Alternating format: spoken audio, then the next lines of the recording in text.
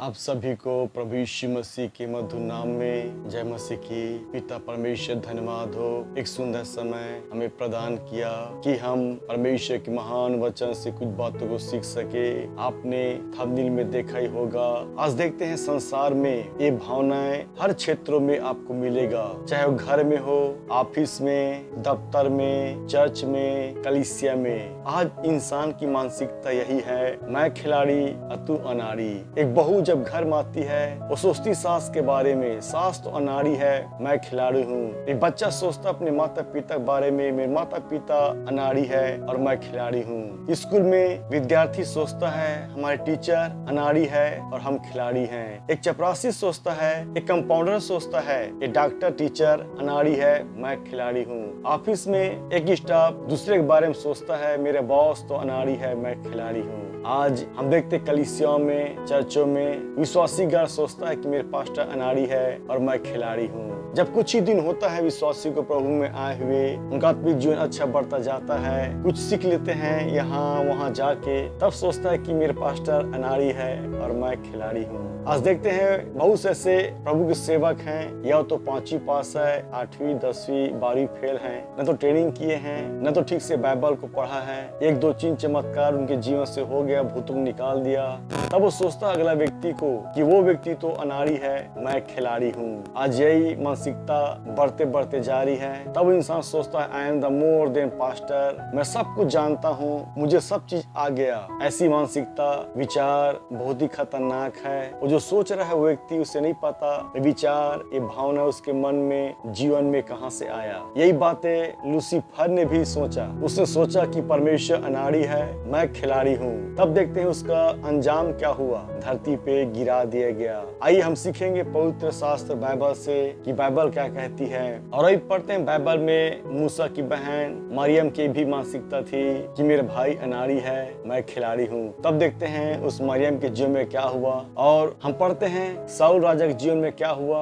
उसने इंतजार नहीं किया शामूएल नबी का, सोचा कि ये तो अनाड़ी है, मैं खिलाड़ी हूँ, और जाके उसने वेदी पर धूप चढ़ा दिया। ऐसे बहुत से उदाहरण आपको बाइबल में मिलेंगे जो सोचते हैं कि अगला व्यक्ति अनाड़ी है और मैं खिलाड़ी हूँ। दूसरा कुरिन्थियों 11 अध्याय 5 और 6, मैं तो समझता हूँ कि मैं किसी बात में बड़े से बड़े प्रेरितों से कम नहीं हूँ। ये प्रभु महान दास पौलुस लिखता है और कहता है। वाकई में हम जब पढ़ते हैं इतिहास और पौलुस के जीवन बारे में, पौलुस इतना हाईली पढ़ा लिखा व्यक्ति था, और जिस नगर में था पौलुस, उसके नगर में उस जमाने में विश्वविद्यालय था, वहाँ से पढ़ाई किया व्यक्ति था, इतना व्यवस्था ज्ञाता, साथ ही साथ वो संसारिक ज्ञानों भी ज्ञाता था। हम देखते हैं पौलुस जो है एथेंस में जब गया, उस जमाने में महान दर्शन शास्त्री हुआ करते थे, उनसे वो वाद विवाद करता। आपने पढ़ा है पुस्तकों में अरस्तु प्लेटो जो थे दर्शन शास्त्री थे, इनसे वो वार्तालाप करता है। इतना हिम्मत पौलुस के जीवन में कैसे आया, वो क्यों कर पाया? क्योंकि वो पौलुस जो है इतना पढ़ा लिखा व्यक्ति था।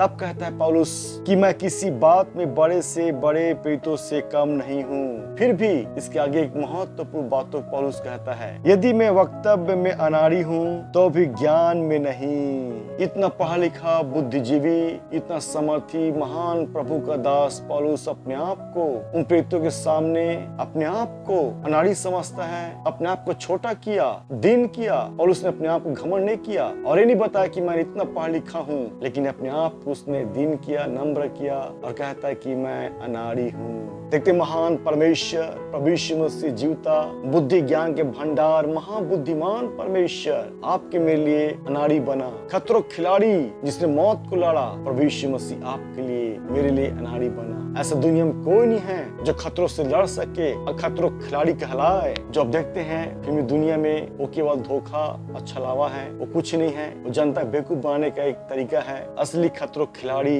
वो केवल प्रभु यीशु मसीह जिसने मौत से लड़ा, नरक को जीता, मौत को जीता, शैतान को जीता, संसार को जीता। यीशु के समान खतरों खिलाड़ी न कोई था, न है, न होगा। क्या ही महान परमेश्वर जिसकी आप में सेवा करते हैं। वो चाहता परमेश्वर हम अपने आप को नम्र दीन बनाए, चाहे कितना क्यों न पढ़ा लिखा व्यक्ति क्यों न, कितना भी आपके जीवन से प्रभु महान काम क्यों न करे, चाहे प्रतिदिन आप 10 मुर्दों जिंदा क्यों न करे, अपने आप को नम्र दीन बनाइए। आगे हम पढ़ते बाइबल में फिलिपियों 2 अध्याय है 3 वचन। विरोध या झूठी बड़ाई के लिए कुछ न करो, पर दीनता से एक दूसरे को अपने से अच्छा समझो।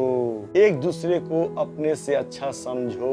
कुछ भी न होकर अपने आप को आप बहुत कुछ समझ रहे हैं, या बहुत कुछ होकर भी अपने आप को कुछ नहीं समझना। सब कुछ होने बाद भी अपने आप को ऐसा समझना कि मेरे पास कुछ नहीं है। कुछ न होने के बावजूद भी यदि हम अपने आप को ऊंचा उठाते हैं, बूस्ट करते हैं, ये खतरनाक भावना विचार है। इसलिए परमेश्वर वचन कहता है अपने से एक दूसरे को अच्छा समझो। अब अपने आप को नीचा कर रहे हैं, अगले व्यक्ति उठा रहे हैं। प्रभु यीशु मसीह परमेश्वर होकर भी अपने आप को परमेश्वर नहीं समझा, यहाँ तक अपने आप को शून्य दीन किया, दास का रूप धारण किया। वही परमेश्वर की महान आत्मा आपके मेरे जीवन में कामों करता और चाहता हम भी वैसे जीवन को जिए। अगले व्यक्ति को, अपने भाई बहनों को हम कहने पाए तू खिलाड़ी मैं अनाड़ी। लेकिन दुख की बात है आज इंसान कहता है कि तू अनाड़ी और मैं खिलाड़ी। लेकिन बाइबल कहती है, आगे हम पढ़ते हैं, जिसने परमेश्वर के स्वरूप में होकर भी परमेश्वर के तुल्य होने को अपने वश में रखने की वस्तु न समझा, वरन अपने आप को ऐसा शून्य कर दिया कि दास का स्वरूप धारण किया और मनुष्य समानता में हो गया और मनुष्य के रूप में प्रकट होकर अपने आप को दीन किया। क्या ही महान परमेश्वर का वचन। प्रभु यीशु मसीह जो स्वयं परमेश्वर होकर भी अपने आप को दीन किया, नम्र किया। आज देखिए संसार में इंसान अपने आप को संत, महात्मा, यहाँ तक अपने आप को भगवान लोग समझ रहे हैं। लोग सोचते हैं कि मुझसे बड़ा कोई पंडित, कोई उपदेशक, महात्मा, संत नहीं है। बाइबल कहती है हम अपने आप को नम्र दीन करें। हम पढ़ते वचन में, प्रभु के सामने दीन बनो तो तुम्हें शिरोमणि बनाएगा। बाइबल सिखाती है नम्रता, दीनता का जीवन और एक दूसरे को अपने से अच्छा बेहतर समझना। इसलिए आपका मेरा महान आदर्श उदाहरण केवल प्रभु यीशु मसीह है। हम प्रभु यीशु मसीह को देखे, उसके महान वचनों को पढ़े और पालन करें और एक दूसरे के प्रति हम अच्छे विचार को रखे और कहने पाए भाई तू खिलाड़ी और मैं अनाड़ी। प्रभु सभी को बहुत आशीष दे। धन्यवाद।